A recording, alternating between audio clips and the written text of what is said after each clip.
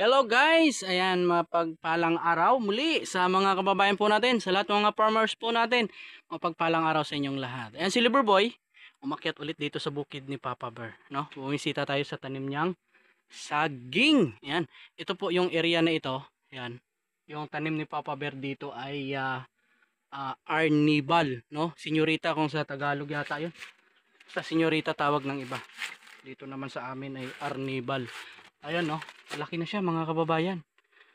Ang daming ang daming tumubo sa puno na mga pwede nating itanim yan. Ayan, malalaki na sila. Tulad niyan no. Ayan, ang daming saha. Tararan!